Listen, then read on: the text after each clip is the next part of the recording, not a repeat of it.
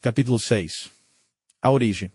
Um pressuposto básico da neuropsicologia fundamentado no método clínico anatômico é que, se uma determinada função mental é realizada por uma determinada região cerebral, uma lesão completa dessa região deve resultar na perda completa dessa função. Como tenho demonstrado, no que diz respeito à consciência, o córtex não passa nesse teste. Mas as coisas são ainda piores para a teoria cortical da consciência. Lesões em outros lugares do cérebro a destroem, mesmo lesões muito pequenas.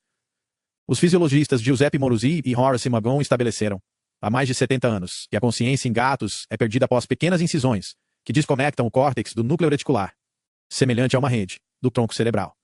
Esse núcleo deve ter cerca de 525 milhões de anos, pois é compartilhado por todos os vertebrados, de peixes a humanos. Desde a descoberta de Moruzzi e Magon, os pesquisadores confirmaram, em todos os tipos de espécies, que lesões relativamente pequenas nesse núcleo, conhecido de forma técnica como sistema de ativação reticular, causam coma. Por exemplo, David Fisher e seus colegas recentemente identificaram, em pacientes humanos com derrame cerebral, uma minúscula região específica para coma de 2 mm cúbicos no tegmento mesopontino superior. Ver figura 1. Há duas explicações possíveis. A primeira é que a consciência surge nesse núcleo densamente nodoso do tronco cerebral.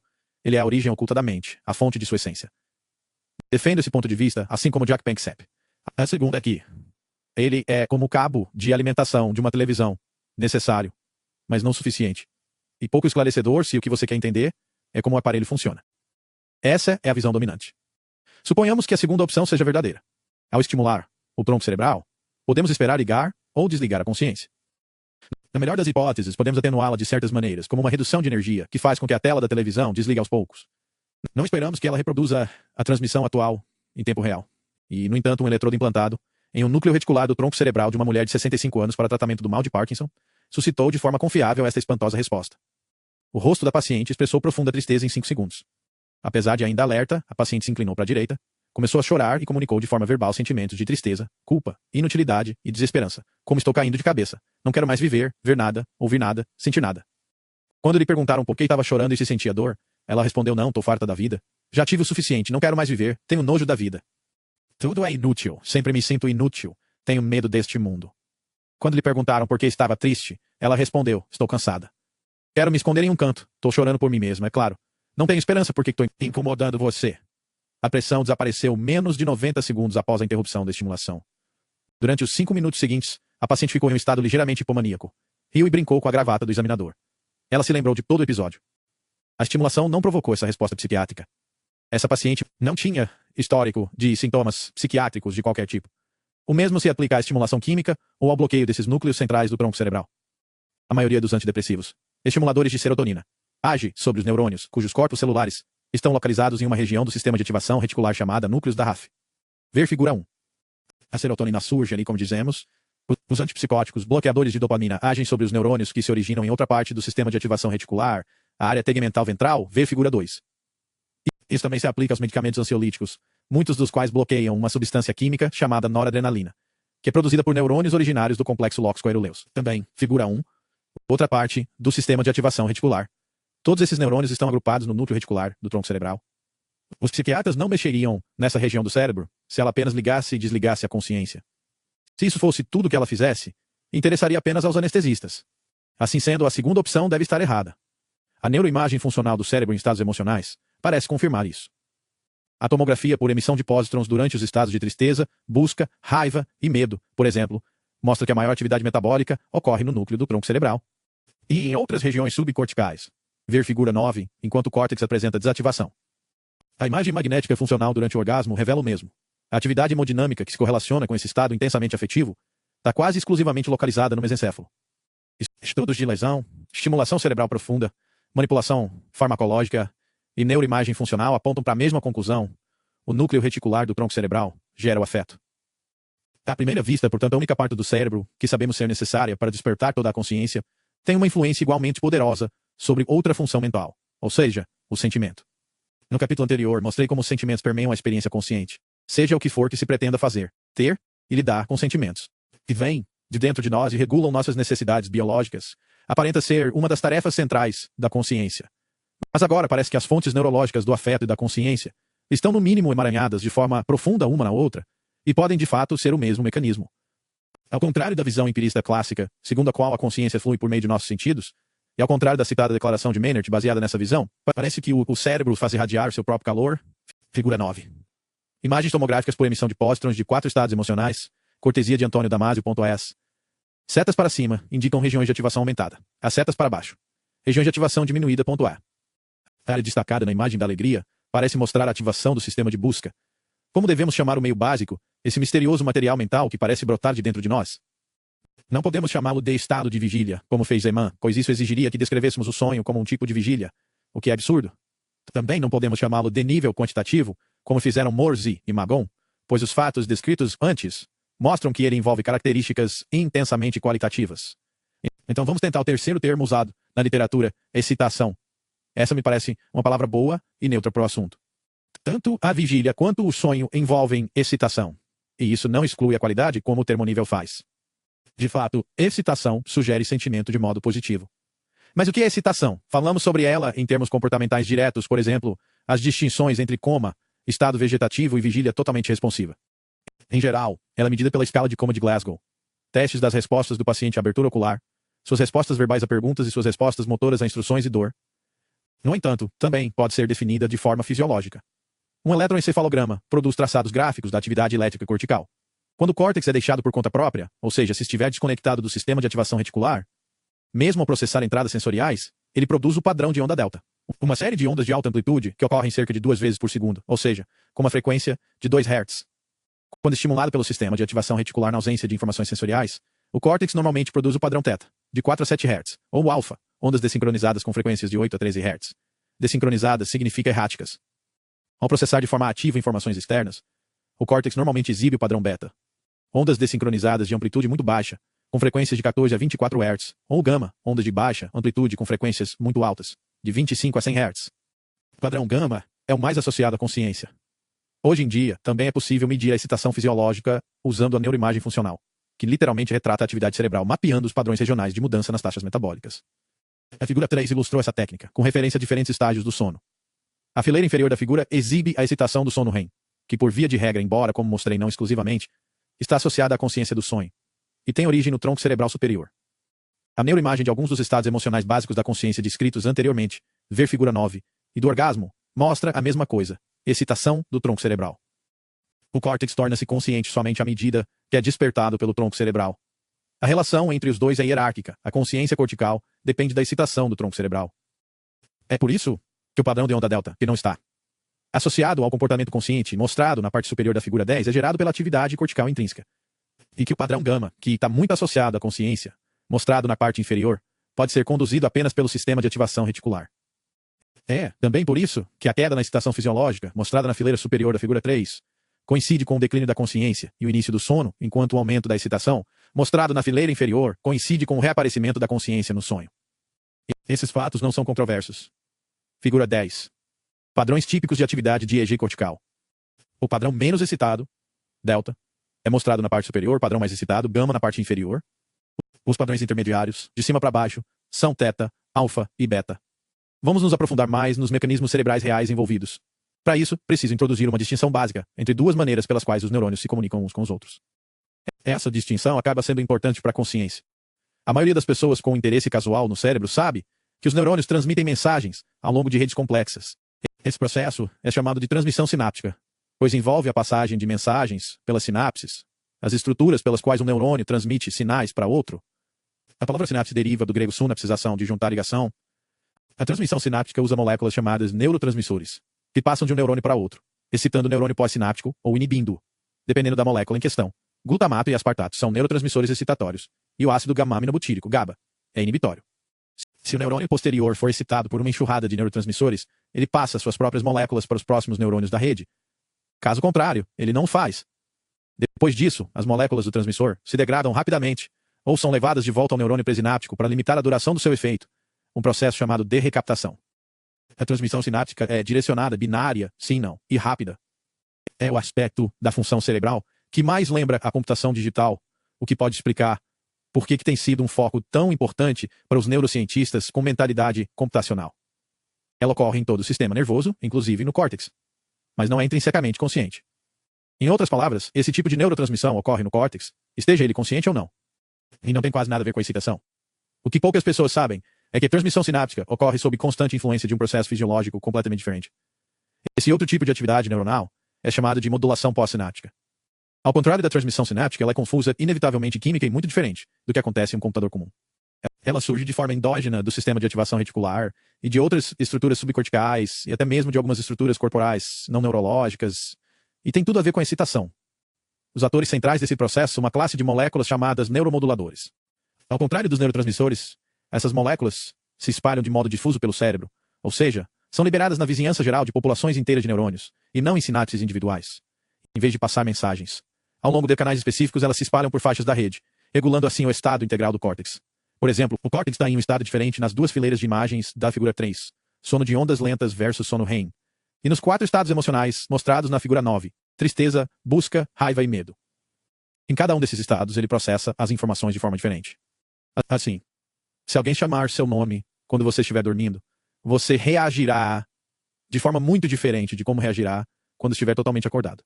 Da mesma forma, considere sua resposta a um estranho que se aproxima quando você está em um estado de busca versus o de medo. No primeiro, você pode cumprimentar o estranho e até mesmo iniciar uma conversa com ele, enquanto no segundo você pode desviar o olhar e esperar que ele não perceba. Essa distinção entre canal e estado é uma abreviação útil para as duas maneiras pelas quais os neurônios se comunicam entre si. O estado do córtex afeta as forças diferenciais da passagem de mensagens que ocorre dentro de seus canais. De certa forma, o estado ajusta o quão alto os diferentes canais se comunicam. Vê figura 11? É por isso que o mesmo som, por exemplo, alguém chamando seu nome, é amplamente difundido no córtex durante a vigília, mas sequestrado no córtex auditivo durante o sono. E que a aproximação de um estranho desperta uma rede cerebral durante o estado de medo e outra durante o de busca. Esse é o ponto crucial do que chamamos de excitação. Observe, no entanto, que a excitação cortical pode ser modulada tanto para cima quanto para baixo, a ponto de suprimir totalmente a transmissão, como acontece todas as noites quando dormimos. É por isso que alguns fisiologistas preferem o termo modulação e excitação. A excitação, portanto, determina quais impulsos sinápticos serão transmitidos e com que intensidade, como no exemplo do seu nome sendo chamado, quando você está dormindo versus acordado. A transmissão sináptica é binária, ligado-desligado, sim-não, mas a neuromodulação pós-sináptica modula a probabilidade de que um determinado conjunto de neurônios dispare. Ela altera as chances estatísticas de que algo aconteça neles. Esse ajuste probabilístico e analógico das taxas de disparo é realizado por meio de receptores localizados em vários locais ao longo do neurônio. Ao contrário dos neurotransmissores, os neuromoduladores têm efeitos relativamente lentos e duradouros. Não apenas porque as substâncias químicas em si permanecem, mas também porque os canais que disparam com mais frequência se tornam mais propensos a disparar com o tempo. Se você estimular alguma parte da rede, ela permanecerá, de certa forma, estimulada até o momento em que for reduzida. Isso influencia a neuroplasticidade, e é uma grande parte de como o aprendizado funciona. Os estados de excitação escrevem nossas várias lições de forma mais profunda nos canais de nossos cérebros. Assim, por exemplo, é mais provável que você se lembre de uma viagem quando estiver tentando com ansiedade encontrar um destino desconhecido do que quando estiver viajando para o mesmo lugar por hábito, no piloto automático. De disparo, não são determinadas apenas pelo estímulo, elas surgem de uma interação entre o estímulo, a potenciação ou inibição de longo prazo dos neurônios, ou seja, se o estímulo é familiar ou não, e seu nível atual de modulação. O ajuste da modulação pós-sináptica é o efeito da excitação nos neurônios. Por esse motivo, o estímulo descrito aqui pode não evocar nenhuma resposta dos mesmos neurônios quando a excitação é modulada para baixo. Figura 11. A imagem acima é um gráfico das sequências de impulsos de 20 neurônios, representados no eixo vertical Y, em um período de 1,5 segundo, representado no eixo horizontal X, durante a apresentação de um estímulo visual. A. A apresentação do estímulo ocorre no tempo zero no eixo X, representado pela segunda linha vertical. Nesse momento, os neurônios, que têm uma taxa de disparo de linha de base de 6 Hz, em média, quando não há estímulo, aumentam sua taxa de disparo média para 30 Hz. Uma sequência de impulsos é uma sequência em que um neurônio dispara, igual a impulsos, e não dispara, igual a silêncio. Isso pode ser representado por uma sequência digital de informações, 1 para um impulso é 0 para um silêncio. Por exemplo, uma sequência de impulsos codificada poderia ser lida como 00.111.101.101. Os dois primeiros zeros aqui representam o tempo de latência entre a apresentação do estímulo e o primeiro impulso. O ponto importante a ser observado é que as taxas, de onde vêm os neuromoduladores, vêm de todo o corpo, incluindo as glândulas pituitária, adrenal, tireoide e sexuais, que produzem vários hormônios, e o hipotálamo, que produz inúmeros peptídeos. Mas a fonte central da excitação do ponto de vista do cérebro é o sistema de ativação reticular. A excitação do tronco cerebral reticular libera os 5 neuromoduladores mais conhecidos, dopamina, originada principalmente na área tegmental ventral, e na substância negra, noradrenalina, originada principalmente no complexo locus coeruleus, acetilcolina, originada principalmente no tegmento mesopontino, e nos núcleos basais do prosencéfalo, serotonina, originada principalmente nos núcleos da RAF, e histamina, originada principalmente no hipotálamo tuberomamilar. Não é por acaso que algumas dessas substâncias químicas apareceram com destaque em capítulos anteriores. Cada uma das moléculas e seus receptores associados, dos quais existem muitos subtipos, é responsável por um aspecto diferente da excitação modulatória. Além dessas 5, há uma infinidade de outras, principalmente hormônios e peptídeos de ação lenta, dos quais há mais de 100 no cérebro, que modulam sistemas neurais bastante específicos. O efeito de todos esses moduladores é determinado pela presença ou ausência dos receptores e subtipos de receptores relevantes. Em outras palavras, embora os neuromoduladores estejam espalhados por todo o cérebro, eles só influenciam as células que possuem os receptores relevantes. A excitação não deve ser considerada um processo rudimentar ou sem corte. Ela é multifacetada e se desdobra em várias dimensões, tanto de forma espacial quanto temporal. As possíveis mensagens, transportadas pelos neuromoduladores, flutuam pelas muitas redes do cérebro, mas, como os analgésicos, só são usadas onde necessárias. Por exemplo, enquanto você lê este texto, todos os tipos de estímulos de fundo estão sendo registrados pelos seus sistemas sensoriais, sem que você preste atenção a eles. Mas se você for uma mãe, e o seu bebê recém-nascido começar a chorar, sua concentração no livro será anulada, e você imediatamente se tornará consciente da criança. Isso se deve ao aumento dos níveis de hormônios e peptídeos específicos, estrogênio, progesterona, prolactina e oxitocina, que flutuam pelo cérebro quando você tem um bebê e mudam seu estado. Ou seja, ativam o sistema cuidado do cérebro. Os neuromoduladores só podem modular, para cima ou para baixo, os sinais que realmente existem, ou seja, os canais em atividade.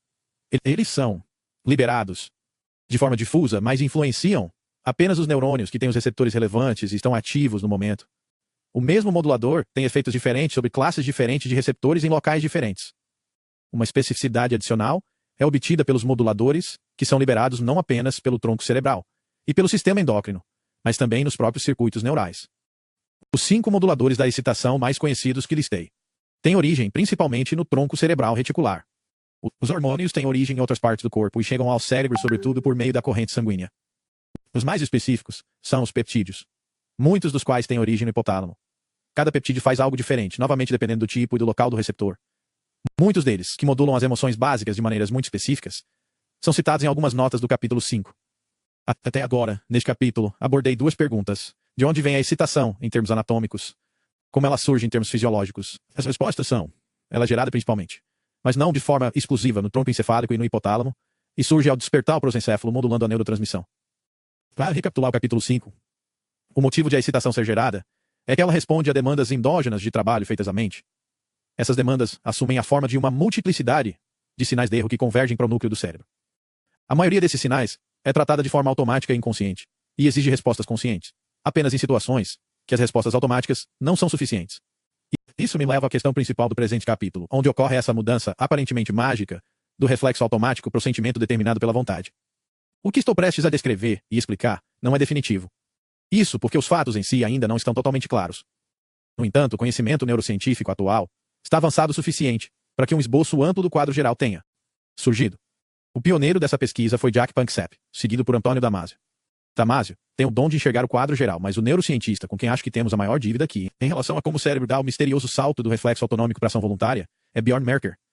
Ele tem estudado os mecanismos de excitação e orientação do tronco cerebral em uma grande variedade de espécies de vertebrados, incluindo aves, roedores, gatos e primatas.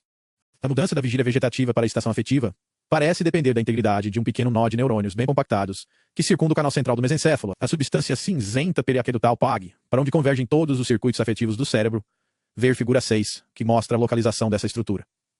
Portanto, pacientes com lesões na PAG olham para um espaço psicoafetivo vazio, danos extensos à PAG e uma enorme deterioração de todas as atividades conscientes. Por exemplo, os primeiros estudos, em que os eletrodos de lesão foram inseridos do quarto ventrículo até o aqueduto e a borda caudal do diencéfalo, produziram déficits impressionantes na consciência em gatos e macacos, operacionalizados por sua incapacidade de exibir qualquer comportamento intencional aparente e sua falta global de resposta a estímulos emocionais. Embora as formas de lesão em quaisquer outras áreas superiores do cérebro possam danificar as ferramentas da consciência, elas normalmente não prejudicam a base da intencionalidade em si. As lesões na PAG fazem isso com a menor destruição absoluta do tecido cerebral. O estado descrito acima é o estado vegetativo. A principal diferença entre ele e o coma é a preservação da vigília. Mas o ciclo circadiano de sono-vigília é apenas outra função autonômica. É por isso que o estado vegetativo também é chamado de vigília não responsiva. Um aparente contrassenso que revela a distinção fundamental entre vigília vegetativa e excitação afetiva. O que Panksepp chamou de intencionalidade nessa citação. Essa É outra razão pela qual prefiro o termo excitação à vigília ou nível de consciência. A excitação acomoda, até sugere de forma positiva a responsividade emocional e a intencionalidade, que, como vemos aqui mais uma vez, estão no centro do comportamento consciente. A excitação afetiva possibilita a volição. Isso é o que a PAG acrescenta ao funcionamento automático e vegetativo. Como ela faz isso? A PAG não faz parte do sistema de ativação reticular, embora esteja bem próxima e interconectada de forma densa a ele. A principal diferença entre esses núcleos e a PAG é a direção do fluxo de informações entre eles e o prosencéfalo. Enquanto o sistema de ativação reticular exerce sua influência principalmente no sentido ascendente do córtex, este só transmite sinais de volta para a PAG. A PAG é o ponto de montagem final de todos os circuitos de afeto do cérebro. Portanto, enquanto o prosencéfalo é despertado pelo sistema de ativação reticular, ela é despertada, por assim dizer, pelo prosencéfalo. Podemos pensar no sistema de ativação reticular e na PAG, respectivamente, como a origem e o destino da excitação do prosencéfalo. Dessa forma, a PAG é conceituada como o terminal da rede descendente de afeto, em contraste com as redes de afeto ascendente e modulatória dos núcleos de monitoramento corporal do tronco cerebral e do sistema de ativação reticular. Isso significa que ela é o principal centro de saída de todos os circuitos afetivos, canalizando informações para os efetores musculoesqueléticos e viscerais que geram a emoção propriamente dita. Cito de forma direta as revisões de autoridades aqui, para garantir que retratei com precisão nossa compreensão atual dessas funções. A rede descendente por afeto está envolvida em ações motoras específicas, originadas pelas emoções, bem como no controle da frequência cardíaca, respiração, vocalização e comportamento de acasalamento. A função da PAG nessa rede é atuar como uma interface para estímulos salientes entre o prosencéfalo e o tronco encefálico inferior. Nesse sentido, ela é conceituada como um centro para equilibrar ou dar sequência a informações relacionadas à saliência de sobrevivência. Em outras palavras, a PAG funciona orquestrando diferentes estratégias de enfrentamento quando exposta a estressores externos. Ela fornece um ponto de montagem maciço dos sistemas neurais que geram emocionalidade. Dessa forma, desempenha papel central na defesa homeostática da resposta do indivíduo, integrando informações periferia e informações superiores. Dizendo da forma mais direta possível, todos os circuitos afetivos convergem para a PAG, que é o principal centro de saída para sentimentos e comportamentos emocionais. É por isso que intensidades menores de estimulação elétrica dessa zona cerebral despertam os animais para uma variedade maior de ações emocionais coordenadas, em comparação com a estimulação em qualquer outro local do cérebro. As colunas pouco diferenciadas que constituem a PAG circundam o canal central do tronco encefálico a uma distância de 14 milímetros. O canal central, pelo qual flui um líquido incolor, o líquido cefalorraquidiano, é o aqueduto de Sylvius, nomeado em homenagem ao anatomista do século XVII que o descreveu pela primeira vez. Sua localização no meio do mesencéfalo dá nome à PAG. Substância cinzenta periaquedutal significa simplesmente substância cinzenta que circunda o canal. Esse núcleo primitivo do cérebro é aquilo que Freud descreveu como o zeu interior mais profundo. Ele se divide em dois grupos de colunas funcionais. Um deles, o de trás, está relacionado a estratégias de enfrentamento ativas ou comportamentos defensivos, como reações de luta ou fuga, aumento da pressão arterial e alívio da dor, ou não opioides. É aqui que terminam os circuitos de medo, raiva e pânico-tristeza. O grupo de colunas da frente relaciona-se a estratégias passivas de defesa, como congelamento com hiporreatividade, comportamento doente de longo prazo, diminuição da pressão arterial e alívio da dor com opioides. Os circuitos de desejo sexual, cuidado e busca terminam nesse grupo da frente. A PAG é o caminho comum final para a produção afetiva. Portanto, ela deve, em uma palavra, escolher o que deve ser feito em seguida, uma vez que os vários circuitos afetivos e seus comportamentos condicionados associados tenham feito suas contribuições para a ação. Deve fazer essas escolhas, avaliando os sinais de erros residuais, que lhe são transmitidos pelos sistemas afetivos. Deve julgar suas ofertas concorrentes pelos imperativos biológicos finais de sobrevivência e reprodução, com cada sinal de erro comunicando a ele a necessidade de seu componente. Em resumo, a PAG deve definir prioridades para a próxima sequência de ações. Mas as prioridades de ação não podem ser determinadas apenas pelas necessidades. Estas devem ser contextualizadas não apenas umas com as outras, mas também com as oportunidades existentes. Veja o exemplo do controle respiratório, descrito anteriormente. Considere primeiro o contexto interno. Se eu sentir os alarmes de sufocamento e sede ao mesmo tempo, o sufocamento deve ser priorizado em relação à sede, mas a sede, em comparação com a tristeza, por exemplo, pode ter prioridade. Em segundo lugar, considere o contexto externo. Se eu sentir o alarme de sufocamento, o contexto me dirá se preciso, por exemplo, remover uma obstrução das vias aéreas ou sair de uma sala cheia de dióxido de carbono. O contexto externo no qual estou agindo permanece relevante à medida que os eventos se desenrolam e eu decido repetidamente o que fazer em seguida. Lembre-se de minha definição de afeto no capítulo 5. Ela inclui muitas coisas que as pessoas, em geral, não consideram afetivas. Assim, por exemplo, os alarmes de sufocamento e sede não são apenas sensações corporais, da mesma forma que coisas como a angústia de separação. Eles transmitem valores intrínsecos, bondade e maldade biológicas. A dor é um exemplo útil para distinguir entre a valoração intrínseca do afeto e seu contexto estereoceptivo. A sensação desagradável da dor é o que a torna afetiva, enquanto a sensação somática estereoceptiva transmite a localização de um estímulo doloroso dor vinda da mão esquerda. Essa não é uma distinção filosófica. Os aspectos duplos podem ser manipulados de forma separada, por exemplo, por meio da estimulação da PAG e do córtex parietal, respectivamente. Portanto, em algumas condições clínicas é possível perceber que a mão esquerda foi picada por um alfinete sem sentir dor alguma. Nesse contexto, Bjorn Merker faz uma observação contundente. Embora, na anatomia, a PAG esteja localizada abaixo do córtex, em termos funcionais ela é fundamental. Depois que o córtex e outras estruturas do prosencéfalo tiverem realizado seu trabalho cognitivo, depois de terem apresentado suas contribuições para a ação, a decisão final sobre o que fazer em seguida é tomada no nível do mesencéfalo. Essas decisões assumem a forma de sentimentos afetivos, gerados pela PAG, que podem se sobrepor a quaisquer estratégias cognitivas formuladas durante a sequência de ação anterior. A cada momento, a PAG escolhe o afeto que determinará e modulará a próxima sequência. Por exemplo, em meu primeiro dia de trabalho como neuropsicólogo, resolvi de forma cognitiva voltar para os leitos dos pacientes e ler suas fichas. Mas o que de fato aconteceu afetivamente foi que desmaiei. É claro que a vida não consiste em emergências intermináveis. Na maioria das vezes, a atividade padrão de busca, interesse e envolvimento de fundo prevalecerá.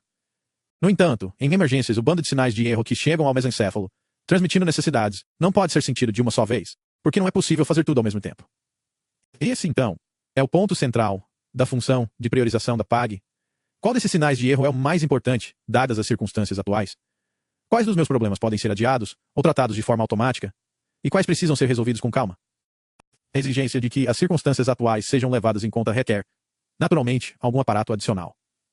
A PAG dá seu veredicto com a ajuda de uma estrutura mesencefálica adjacente conhecida como colículo superior, ver figura 6, que está localizado imediatamente atrás dela e é dividido em várias camadas, cada uma fornecendo mapeamentos simples derivados dos sentidos corpóreos. As camadas mais profundas fornecem mapas motores do corpo, enquanto as camadas superficiais são responsáveis pelos mapas sensório-espaciais. Juntas, montam uma representação comprimida de forma maciça e integrada do mundo estereoceptivo, proveniente em parte do córtex, mas também de regiões sensório-motoras subcorticais, como o nervo óptico, mais uma vez, ver figura 6. Assim, os colículos superiores representam, de maneira destilada, o estado momentâneo do corpo objetivo, sensorial e motor, ao passo que a PAG monitora seu estado subjetivo, necessidade. Merker chama essa interface afetivo-sensorio-motora entre a PAG, os colículos superiores, e a região locomotora do mesencéfalo de triângulo de decisão do cérebro. Panksepp a chamou de self primordial, a própria fonte de nossa existência senciente. As decisões do mesencéfalo sobre o que fazer em seguida baseiam-se, portanto, na reação dos circuitos afetivos do cérebro juntamente com seus mapas sensório-motores. Cada um nos atualizando sobre diferentes aspectos de como as coisas estão agora. Lembre-se do exemplo em que de repente percebi que precisava urinar ao final de uma palestra de 2 horas. Naquele momento, percebendo a oportunidade, minha necessidade corporal foi sentida e se tornou um impulso volitivo. Em resumo, como o triângulo de decisão do mesencéfalo leva em conta as condições internas e externas, ele prioriza as opções de comportamento, com base não apenas nas necessidades atuais, mas também nas oportunidades atuais. A camada mais profunda dos colículos superiores consiste em um mapa que controla os movimentos dos olhos e que é intrinsecamente mais estável do que os mapas sensoriais subjacentes, pois os outros mapas são calibrados em relação a ele, estabelecendo assim o ponto de vista unificado que caracteriza a experiência perceptual subjetiva. É por isso que nos sentimos em uma cena visual estável, não importa o quanto nossos olhos se movam, como fazem cerca de 3 vezes por segundo. A cena estabilizada indica que o que percebemos é apenas uma cena, uma perspectiva construída sobre a realidade, não a realidade em si. É também por isso que nos sentimos como se vivêssemos em nossas cabeças. Explicarei a natureza virtual da percepção com mais detalhes no capítulo 10. Como vimos em relação à visão cega, o mapa bidimensional, em forma de tela do mundo sensório-motor, como Merker o chama, presente nos colículos superiores, é inconsciente nos seres humanos. Ele contém pouco mais do que uma representação da direção do desvio do alvo, o alvo sendo o foco de cada ciclo de ação, produzindo o olhar, a atenção e a orientação da ação. Brian White o chama de mapa de saliência ou prioridade. Panksepp explica que é assim que os nossos desvios de um estado de repouso passam a ser representados como estados de prontidão para a ação. Eu mesmo não consigo explicar isso de uma maneira mais clara. A consciência perceptual do mundo ao nosso redor torna-se possível com a ajuda do córtex, excitado de forma adequada, que, diferentemente da consciência afetiva, é o que falta às crianças com hidranencefalia e aos animais decorticados. Os colículos superiores fornecem mapeamentos condensados do aqui e agora de alvos e ações em potencial, mas o córtex fornece as representações detalhadas que usamos para orientar cada sequência de ação à medida que ela se desenrola.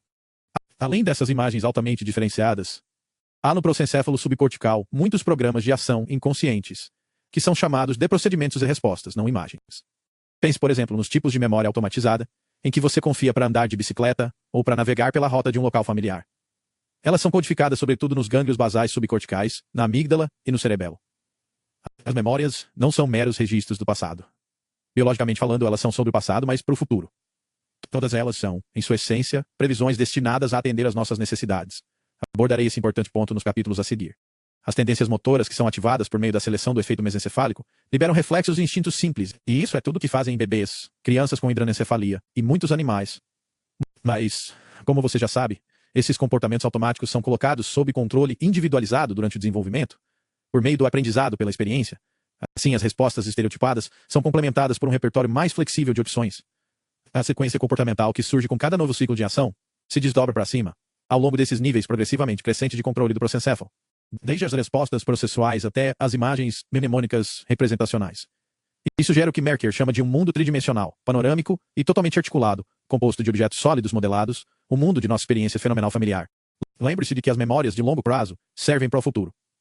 Uma vez que o triângulo de decisão do mesencéfalo tem avaliado a reação, feedback, comprimida, que flui de cada ação anterior, ele ativa um processo de feed-forward expandido que se desdobra na direção inversa por meio dos sistemas de memória do prosencéfalo, gerando um contexto esperado para a sequência motora selecionada. Esse é o produto de todo o nosso aprendizado. Em outras palavras, quando uma necessidade nos impulsiona para o mundo, não o descobrimos novamente a cada novo ciclo. Ela ativa um conjunto de previsões sobre as prováveis consequências sensoriais de nossas ações, com base em nossa experiência anterior de como atender à necessidade selecionada nas circunstâncias predominantes. A ação voluntária implica, então, um processo de testar nossas expectativas em relação às consequências de fato de nossas ações. A comparação produz um sinal de erro, que usamos para reavaliar nossas expectativas à medida que avançamos e ajustar nossos planos de ação de acordo com elas. É disso que se trata o comportamento voluntário. Decidir o que fazer em condições de incerteza, mediado pelas consequências de cada ação. Isso envolve consequências sentidas tanto de forma afetiva quanto perceptual. E é por esse motivo que os sinais de erro residual afetivo e sensório-motor convergem para o triângulo de decisão do mesencéfalo. Gosto do termo de Jacob Howe para o processo mental que controla o comportamento voluntário, prever o presente. Para ter uma avaliação clínica do que estou falando, considere o que aconteceu com o Sr. S., o engenheiro elétrico com psicose de Korsakoff, cujo caso descrevi no capítulo 2. Ele esperava ver Johannesburgo quando olhou pela minha janela. Isso aconteceu por causa de seu distúrbio de memória. Ele não havia atualizado seu modelo preditivo, de acordo com os eventos recentes. Quando a paisagem nevada de Londres que realmente viu não correspondeu às suas expectativas, ele não mudou de ideia. Ignorou o sinal de erro recebido e manteve sua previsão original, dizendo não. Eu sei que estou em Joburg, só porque você está comendo pizza, não significa que está na Itália. Em outras palavras, seu cérebro reduziu a modulação do sinal de erro. Assim, ele não ajustou seu programa de ação, que acabaria em lágrimas porque não conseguiu aprender com a experiência. Se não fosse pelo fato de que sua família e seus médicos cuidaram de todas as suas necessidades, ele com certeza teria morrido. A maioria das pessoas não percebe que nossas percepções do aqui e agora são orientadas de forma constante por previsões, geradas principalmente pela memória de longo prazo. Mas elas são. É por isso que muito menos neurônios levam sinais dos órgãos sensoriais externos para os sistemas de memória interna do que o contrário. Por exemplo, a proporção entre conexões de entrada e de saída no corpo geniculado lateral, que retransmite informações dos olhos para o córtex visual. Vice-versa, ver figura 6, é de cerca de 1/10. O trabalho pesado é feito pelos sinais preditivos que se encontram com os sinais sensoriais vindos da periferia. Isso economiza uma enorme quantidade de processamento de informações e, portanto, de trabalho metabólico. Considerando que o cérebro consome cerca de 20% do nosso suprimento total de energia, essa é uma eficiência valiosa. Por que tratar todas as coisas do mundo como se você nunca as tivesse encontrado antes? Em vez disso, o que o cérebro faz é conduzir para dentro apenas a parte da informação recebida que não corresponde às suas expectativas. É por isso que hoje em dia a percepção é às vezes descrita como fantasia alucinação controlada. Ela começa com um cenário esperado, que é então ajustado para corresponder ao sinal recebido. Nesse sentido, os anatomistas clássicos estavam certos. O processamento cortical consiste principalmente na ativação de imagens mnemônicas, reorganizadas para prever o próximo ciclo de percepção e ação. O que estou dizendo aqui? Se aplica a todos os vertebrados, não apenas aos seres humanos. Pode até se aplicar a todos os organismos equipados com um cérebro ou um sistema nervoso. Os insetos, por exemplo, têm estruturas cerebrais que funcionam de forma muito parecida com o nosso sistema de ativação reticular. Já sabemos que a forma fundamental de consciência é o afeto, o qual nos permite sentir nosso caminho em situações imprevistas. Mas como o afeto endógeno se transforma em estereocepção consciente, Panksepp sugere que uma ponte evolutiva entre esses dois aspectos da experiência pode ter sido forjada pelos afetos sensoriais, por exemplo, dor, nojo e surpresa. Os afetos sensoriais são ao mesmo tempo sentimentos internos e percepções externas. São percepções inerentemente valoradas, qualificadas por sentimentos específicos. Assim, por exemplo, a sensação de dor é diferente da de nojo, e você reage a elas também de forma diferente, retraindo-se ou vomitando, dependendo de qual delas você tenha. Na visão de Panksepp, ao longo dessa ponte evolutiva, a consciência se estendeu à percepção em geral, pois ela contextualiza o afeto. Afinal de contas, o mundo externo adquire valor para nós apenas porque precisamos satisfazer nossas necessidades nele. Ele adquire valor em relação ao afeto. Portanto, minha resposta à pergunta sobre por que a percepção, a ação e a cognição são sentidas é que o são, porque contextualizam o afeto. É como se a nossa experiência perceptiva dissesse, eu me sinto assim em relação a isso. A percepção é, de certo modo, uma incerteza aplicada. Isso faz com que seja razoável dizer, como faz Merker, que as consciências afetiva e perceptual utilizam uma moeda comum, são tipos diferentes de sentimento, mas são sentimentos mesmo assim. Estou falando aqui apenas da percepção consciente. A partir daí, é um pequeno passo inferir que nossas 5 modalidades de consciência perceptual, visão, audição, tato, paladar e olfato, evoluíram para qualificar diferentes categorias de informações externas que são registradas por nossos órgãos sensoriais, assim como as 7 variedades de consciência afetiva discutidas no capítulo anterior qualificam as diferentes categorias de necessidade emocional nos mamíferos. É importante lembrar também que a percepção cortical é a percepção. O que aparece na consciência não são os sinais sensoriais brutos transmitidos da periferia, mas inferências preditivas derivadas de traços de memória desses sinais e suas consequências. O fato de que o sentimento é espalhado, por assim dizer, sobre inferências corticais estabilizadas para criar o que chamo de sólidos mentais. O mundo externo como ele se manifesta na percepção, explica em parte as diferentes qualidades fenomenais do afeto versus a percepção consciente. Voltarei a abordar esses temas no capítulo 10. O modelo interno do cérebro é o mapa que usamos para navegar pelo mundo, a bem da verdade, para gerar um mundo esperado. Mas não podemos considerar todas as nossas previsões pelo seu valor nominal. Na realidade, há 2 aspectos do contexto esperado que o modelo interno gera. Por um lado, temos o conteúdo real de nossas previsões, e por outro, nosso nível de confiança sobre sua precisão. Como todas as previsões são probabilísticas, o grau de incerteza esperado associado a elas também deve ser codificado. As próprias previsões são fornecidas pelas redes de memória de longo prazo do prosencéfalo, que filtram o presente por meio das lentes do passado. Mas a segunda dimensão, o ajuste dos níveis de confiança, é a essência do trabalho realizado pela excitação modulatória. Foi isso que aconteceu no caso do Sr. Hesse. Ele confiou demais em suas previsões. Em outras palavras, como resultado de sua condição, ele não deu importância suficiente aos seus sinais de erro. Prestou pouca atenção a eles. Como isso é possível? De certa forma, já analisamos isso pelo outro lado. Modular os sinais neuronais significa apenas ajustar sua força para cima ou para baixo. Isso é o que o triângulo de decisão do mesencéfalo faz. Quando seleciona quais sinais devem ser reforçados, ele modula a intensidade do sinal por meio do sistema de ativação reticular. As intensidades dos sinais de linha de base representam o contexto esperado. Entretanto, à medida que o contexto real, experienciado, se desenvolve, a intensidade do sinal deve ser ajustada. Portanto, o aumento da confiança em um sinal de erro implica necessariamente a diminuição da confiança na previsão que levou ao erro. Se o seu alarme de fumaça dispara, mas nada parece estar queimando, ou o alarme, ou as aparências devem estar em falta, e de alguma forma um veredicto deve ser dado sobre a discordância. É isso que acontece no triângulo de decisão do mesencéfalo. As reivindicações concorrentes são avaliadas e um vencedor é declarado. O resultado desse processo é transmitido ao prosencéfalo pelo sistema de ativação reticular, que age com base em suas expectativas e, em seguida, à medida que a ação selecionada se desenrola, libera nuvens de moléculas neuromoduladoras para ajustar os sinais em suas redes de memória de longo prazo, regulando de forma positiva os canais do prosencéfalo, nos quais algumas previsões são armazenadas, e de forma negativa outros. Isso, por sua vez, leva ao aprendizado pela experiência. Assim, continuamos a aprimorar nosso modelo generativo do mundo, por tentativa e erro. Tudo o que fazemos no campo da incerteza é orientado por esses níveis de confiança flutuantes. Achamos que sabemos o que acontecerá se agirmos de determinada maneira. Mas será que sabemos mesmo? Se nossa convicção cair abaixo de um determinado limite, não agiremos ou mudaremos de rumo. Na esfera estereoceptiva, as coisas estão indo bem quando saem como esperado, e mal quando há. Incerteza prevalece. Dessa forma, as coisas parecem boas ou ruins. Aumentar a confiança em uma previsão é bom. Diminuir a confiança é ruim. Portanto, tentamos minimizar a incerteza em nossas expectativas. Como vimos antes, a percepção e a ação são um processo contínuo de teste de hipóteses, no qual o cérebro tenta constantemente suprimir sinais de erro e confirmar essas hipóteses. A própria ciência experimental é apenas uma versão sistematizada desse processo cotidiano. Como vimos no capítulo 1, se a hipótese X estiver correta, então Y deve acontecer quando eu fizer Z. Quanto mais suas hipóteses são confirmadas, mais confiante você fica e menos excitado, menos consciente você precisa estar. Você pode automatizar suas sequências de ação e entrar no modo padrão. Mas, se você se encontrar em uma situação inesperada, uma situação em que seu modelo preditivo parece não lançar nenhuma luz confiável, as consequências de suas ações se tornam muito salientes. Você sai do piloto automático e se torna hiperconsciente. O triângulo de decisão ajusta cuidadosamente suas previsões à medida que você sente as consequências de suas ações e faz novas escolhas. Portanto, o sentimento continua sendo o fator comum em toda a consciência, tanto afetiva quanto cognitiva. Sua função é avaliar o sucesso ou o fracasso de seus programas de ação e seus contextos associados. Mas nem todos os fracassos são significativos da mesma maneira. Os sentimentos mais fortes estão relacionados a incertezas de valor de sobrevivência, e não a eventualidades relativamente menores. Os julgamentos ruins, como o carro que estou seguindo vai virar à esquerda agora, podem ser tratados em níveis periféricos na hierarquia preditiva, na qual um erro maior é tolerado, e portanto implicam mudanças no que chamamos de atenção, e não de afeto, embora a atenção seja igualmente modulada pelo tronco cerebral reticular. No entanto, se parecer claro que o carro que você está seguindo o envolverá em um acidente, é mais provável que seu erro desperte uma resposta afetiva. A atenção pode ser tanto direcionada quanto captada. No último caso, ela é acompanhada por sentimentos de sobressalto ou medo, que reescrevem as previsões fracassadas na hora para garantir que o seu modelo do mundo não lhe cause a mesma surpresa desagradável mais uma vez.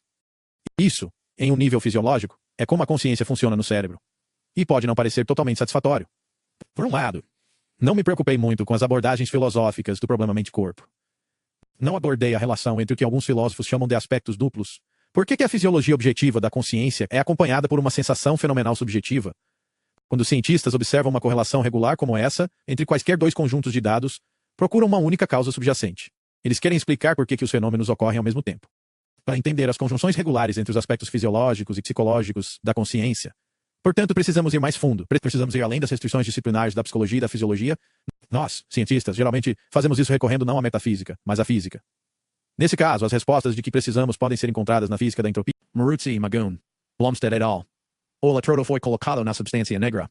O local pretendido era o núcleo subtalâmico. Damasio et al. Holsteg et al. Isso se refere à convexidade neocortical, não ao hipocampo. Garcia Hill. Observe que algumas moléculas neuromoduladoras podem atuar também como neurotransmissores.